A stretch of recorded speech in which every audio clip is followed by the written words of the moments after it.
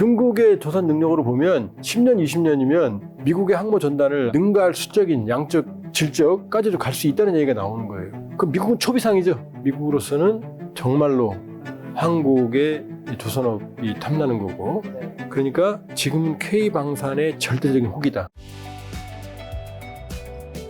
자, K방산 좀 여쭤보려고 하는데, 미국 조선업 생태계가 이제 붕괴한 상황에서 이제 한국의 마스카 전략이 이제 계속 주목받고 있는데, 일단 한국 조선업 기술력이 미중 패권 경쟁에서 차지한 전략적 가치는 어떻게 될까요? 지금 미국과 중국이 전쟁하면 땅에서는 안 싸우죠. 바다에서 싸우죠. 바다에서 싸우죠. 하늘에서 싸우기에는 너무 멀지 않나요? 바다에서 싸우는데 항공모함이 있잖아요. 항공모함이 있으니까 항공모함은 사실은 깡통이에요. 떠있는 깡통이에요. 거기에 있는 공군력이 핵심이에요. 그러니까 미국은 과거에 미드웨이 해전에는 항공모함끼리 전투하거든요. 격침시키거든요. 그러니까 미드웨이 해전에서 일본의 주력 항공모함 4대가 다 격침되거든요. 아카키, 가가, 히류 이런 것들. 이걸로 사실상 전쟁이 끝나요. 항공모함 시대니까. 근데 지금은 그런 항공모함 전쟁은 없어요. 지금 항공모함의 특징은 뭐냐? 원거리에서 항공력을 투사할 수 있는 거예요. 대지 공격력. 적의 육지를 공격할 수 있는 능력이 항공모함이에요. 그러니까 미국만 10만 톤급 이걸 정규항모 슈퍼캐리어라고 그러거든요. 무려 11척이 있어요. 이 항공모함 전단을 꾸려서 한 대만 가도 이게 한 나라의 국가 전력이에요, 공군력. 아니, 그 한 나라의 국가 전력보다 더 세요. 그러니까 미국의 국력은 바로 해양력이에요. 해양 패권. 그러니까 해양 패권을 장악해야 세계를 장악하는 거예요. 그런데 미국은 인도태평양 전략, 인도태평양을 해양력으로 장악해서 중국을 압박하겠다는 거고, 중국은 뭐냐? 해양굴기. 중국은 해군력을 급속하게 강화시켜서, 자, 미국의 전략은 인도태평양 전략으로 해양에서 중국을 포위하는 거죠. 인도태평양이 인도양과 태평양에서 동시에 맞겠다는 거예요. 그게 쿼드로 나오는 거죠. 뭐냐면 일본이 중국과 연수니까 동쪽은 일본이 막아요. 그 다음에 서쪽은 인도가 막아요. 인도는 중국과 연수니까. 그 다음에 남쪽은 누가 막느냐? 호주가 막아요. 이 세 나라 다 중국과 경쟁 관계거든요. 그 다음에 인도태평양 중심에 미국이 있는 거예요. 이게 4쿼드예요. 정확하게 포위망이 되죠. 그런데 이것에 대항하는 중국의 전략은 A2AD 전략이에요. A가 2개. 안티 억세스, 반접근. A가 2개죠? 여기서 A2라고 그래요. 에어리어 디나이얼, 지역 거부 전략. 어떻게 되느냐? 중국에 상륙하지 못하게 원거리 바다에서 괴멸시킨다 이거예요. 지금 어떻게 되냐면은 1도련선은 뭐냐? 열도선, 섬을 잇는 거예요. 일본 오키나와에서부터 대만 포함해서 필리핀 안쪽 해역까지. 그럼 이게 동남중국 해잖아요. 여기 제1선이에요. 중국이 생각하는. 이 안에 미국이 못 들어오게 한다는 거예요. 첫 번째 목표는. 두 번째는 일본에서 시작해서 어디 가느냐. 괌 통해서 파푸아뉴기니 있는 쪽 있죠. 여기까지예요. 여기까지가 제2도련선이에요. 여기까지가 궁극적 목표예요. 그 다음 태평양으로 나가겠죠. 지금 목표는 제1열도선. 대만을 포함하는 남중국해, 동중국해. 여기를 장악을 하겠다는 거예요. 뭘로? 해양력으로.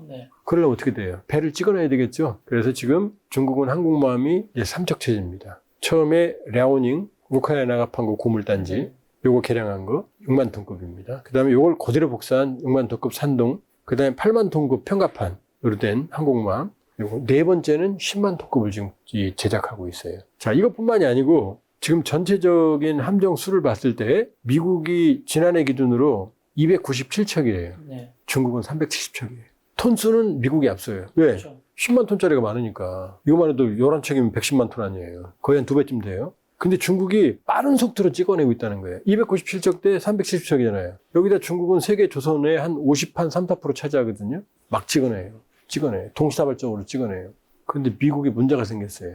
이 해양 패권을 유지할 만한 조선업이 붕괴됐거든요. 중국이 물론 이제 뭐 수주 잔량, 제조량 뭐 따지면 좀 복잡한데 어쨌든 중국이 한 53% 정도, 우리가 한 29% 정도 대단하죠. 일본이 11%거든요. 세계 조선 능력에. 미국은 0.1%예요. 상선 기준으로. 그러니까 상선 생태계가 완전히 파괴됐어요. 군함은 자기들이 발주해서 찍지만 인걸스조선사 이런 데서 이 민간 생태계가 파괴되면 상선도 파괴되는 걸 거 아니에요. 아니 상가가 이렇게 두 개가 있는데 더 큰 상가가 무너지면 이쪽 상가만 살아남을 수 있어요? 아니잖아요. 안 되죠. 그러니까 어떤 문제가 발생하느냐. 배를 찍어내는데 비용과 시간이 너무 많이 들어가요. 첫 번째. 두 번째, 있는 배도 수리를 못 해요.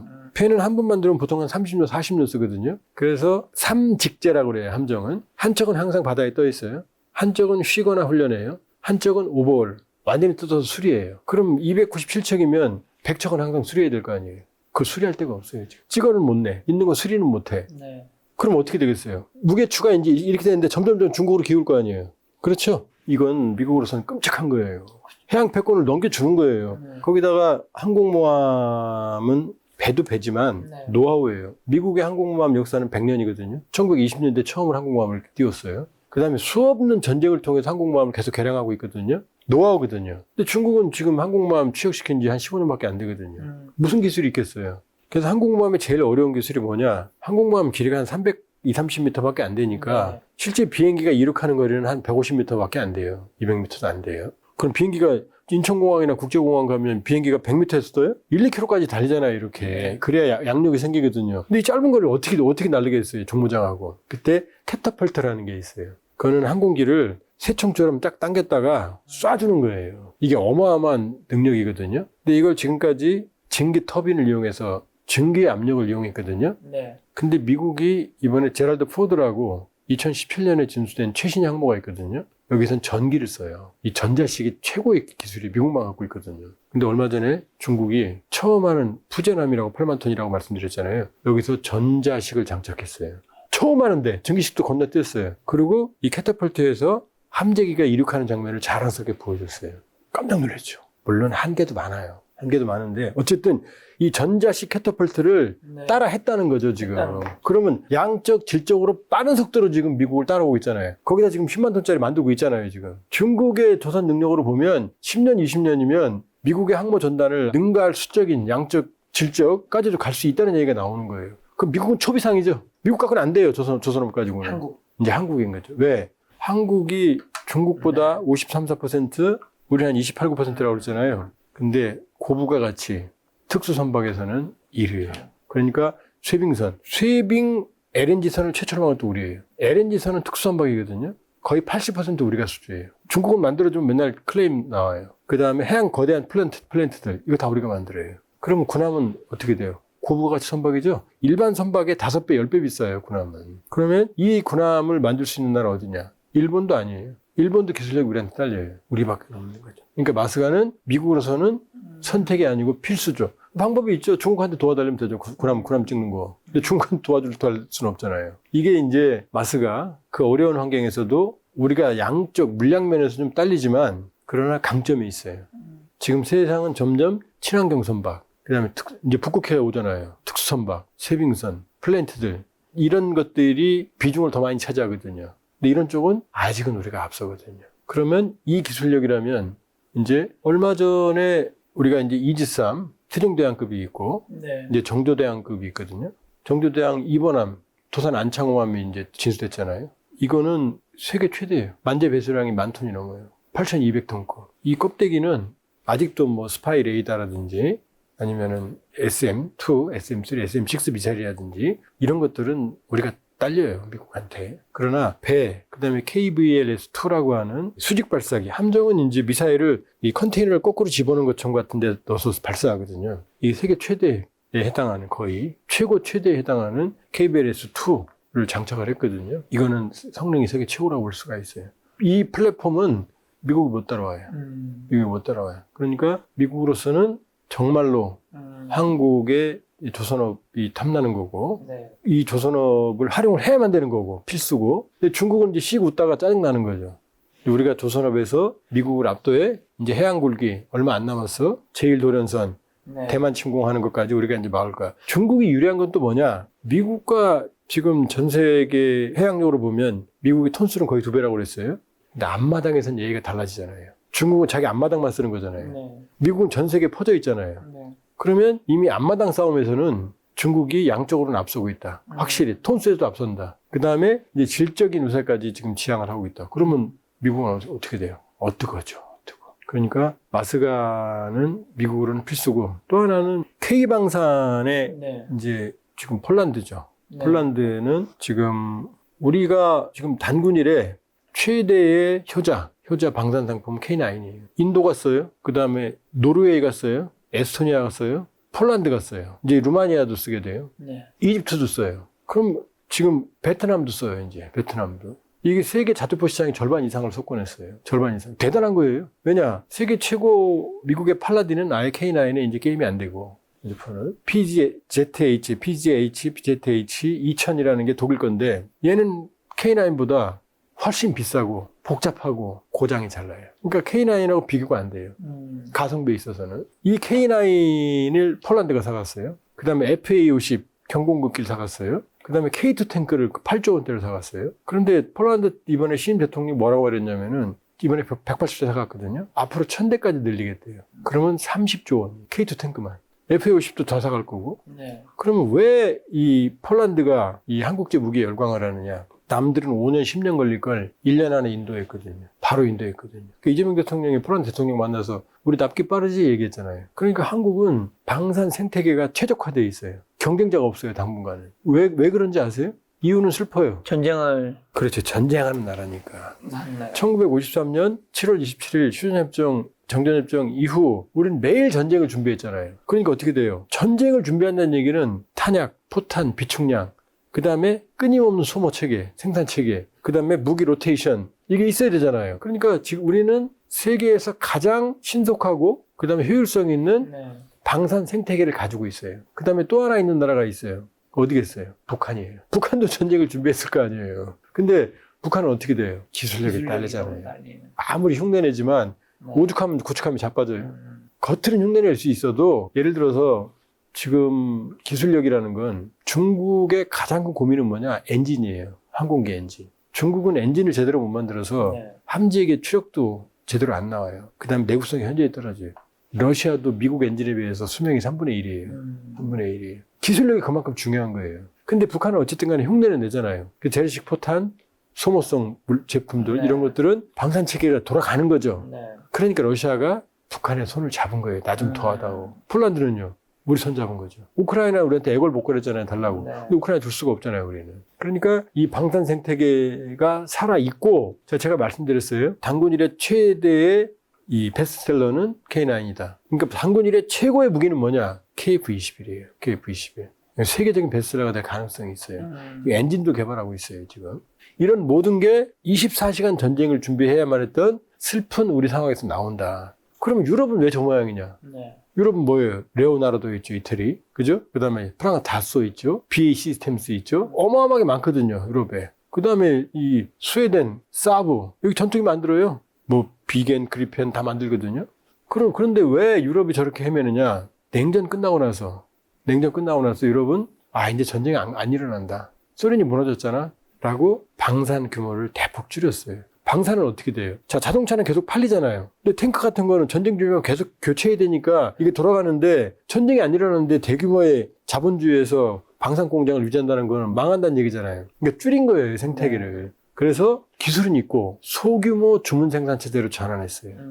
그러니까 유럽은 이제 방산이 몇 대 만들어줘 그러면 5년 10년 걸리는 거죠. 자, 어느 정도까지 이 사람들이 그 무기 신경 안 쓰고 치즈 먹고 샴페인 와인 먹었냐. 지금 영국의 주력 탱크가 챌린저거든요. 네. 200대 조금 넘어요. 200대. 그 다음에 이 독일의 주력 탱크가 레오파드거든요. 레오파드 2, 레오파드 1, 2. 300대 좀 넘어요. 네. 그 다음에 프랑스의 주력 탱크가 르클레르크거든요. 여기 한 400대 좀 넘는데, 네. 이건 치장물자까지 합쳐서예요. 이태리가 한 200대 되는데, 150대는 지금 개량 중이기 때문에 실제 수준은 50대밖에 안 돼요.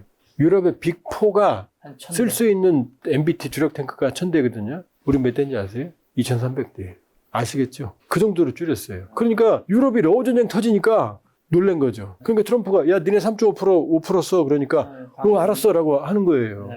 그러니까 얘네들은 이제 물론 이게 2035년까지예요. 네. 얘네들은 무기를 확충할 거예요. 네. 근데 방산 생태계가 그러면 이제 다시 살리려고 할 거 아니에요. 그 다음에 가능하면 EU 안에서 무기를 만들려고 할 거 아니에요. 기술은 있으니까. 그렇죠. 기술은 있으니까. 그러니까 지금은 K방산의 절대적인 혹이다. 날개를 단다. 근데 전제 조건이 있죠. 유럽이 만일에 생태계를 회복하면 어떻게 돼요? 그러니까 유럽 방산업계 재무장이 나서면 그러면 수요도 많잖아요. 규모에 다 회원국 다 살 거 아니에요. 네. 그럼 규모의 경제가 이루어지죠. 네. 그 다음에 이제 대량 생산하게 되겠죠. 네. 그 다음에 유럽 국산화를 추진하겠죠. 그럼 K방산에 들어갈 그럼 자리가 K방산이 들어갈 자리가 비집고 들어갈 자리가. 그러니까 두 가지 가능성이 있어요. 하나는 우리 노력은 뭐냐? 지금부터 천문학적인 R&D를 투자해서 네.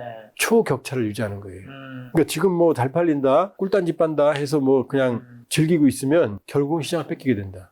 그러니까 지금이야말로 그 옛날 모 기업인 말대로 마누라 빼고 다 바꿔라, 부인 빼고 다 바꿔라 할 정도로 지금 오히려 더 즐길 시간이 없다. 더 많은 투자 R&D를 해야 된다. 첫 번째. 그다음 두 번째 가능성은 나토가 32개국이잖아요. 몇 사람만 모여도 싸우는데 나토의 에어버스처럼 나토의 모든 무기체계, 대부분의 무기체계는 공동개발이에요. 공동개발하다가 빠개진 사업이 한두 개가 아니에요. 그럴 거 아니에요. 서로.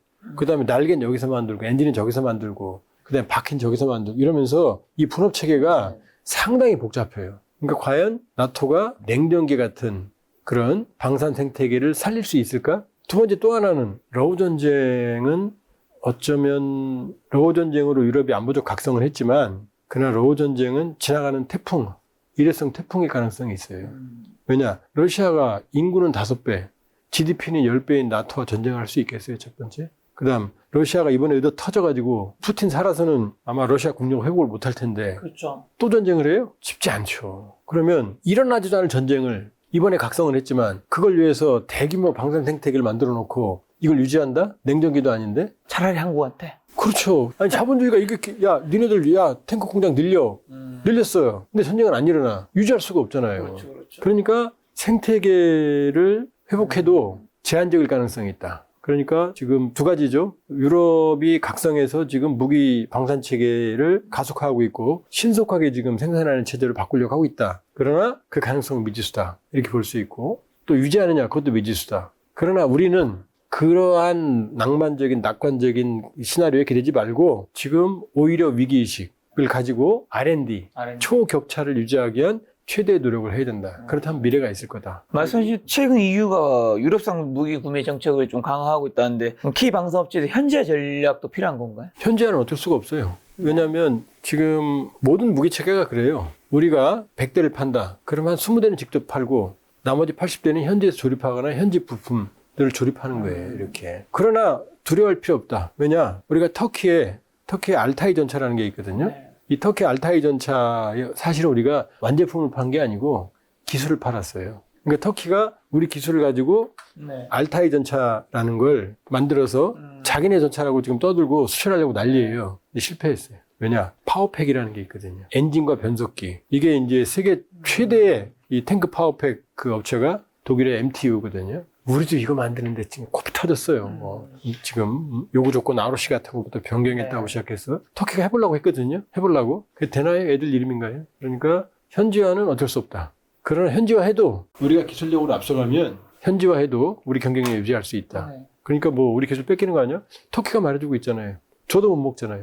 저도 못 먹잖아요. 그러니까 K방산의 노력 여하에 따라서는 오래 갈 수 있다. 그리고 러우 전쟁의 유럽의 여파는 다시 저런 전쟁이 재현되기는 쉽지 않지만 그러나 소규모 분쟁, 지금 아르메니아, 아제르바이잔 분쟁, 평화협정 체결했지만 거기도 불안하고 그다음에 탄탄탄 하는 중앙아시아 국가들도 불안하고 인도, 중국 국경 문제도 불안하고 캄보디아, 태국도 붙었잖아요.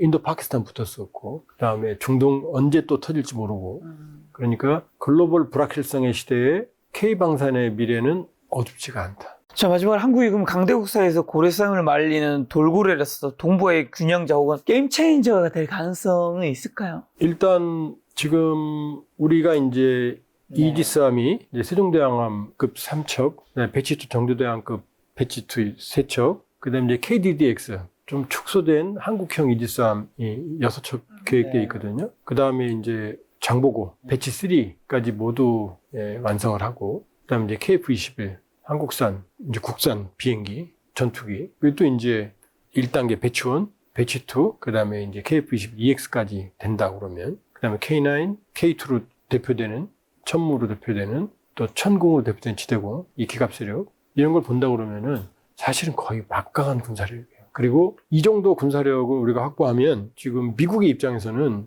주한미군이 이 중요한 게 아니라 중국을 억제하는데 우리 전력이 이미 상당한 정도로 올라가게 돼요. 그러니까 이미 한국은 미국의 입장에서는 이 전략적으로 게임 체인저 위상에 가 있다. 왜냐? 지금 중국이 지금 주장하는 제1도련선 일본 오키나와에서부터 시작해서 대만 포함해서 필리핀 안쪽에 남중국, 동중국 이게 제일 도련선이거든요. 근데 지도를 보면은 한국이 그 안에 있잖아요. 한국은 베이징까지 1000km가 좀 넘어요. 평택에서. 그 다음에 평택에서 바로 가다 보면 중국의 북해 함대가 있는 산둥반도가 있거든요. 그렇게 보면 올 초에 주한미군이 거꾸로 된 한반도 지도를 공개한 적이 있어요. 평택을 중심으로 필리핀, 대만, 베이징, 러시아 쪽 거리, 도쿄까지 거리를 다 계산해 놓은 게 있거든요. 그 지도를 보면 대한민국이 미국의 인도태평양 전략에서 얼마나 중요한지가 드러나거든요. 그러니까 이미 한국은 돌고래가 아니에요. 이미 고래에 가까워요.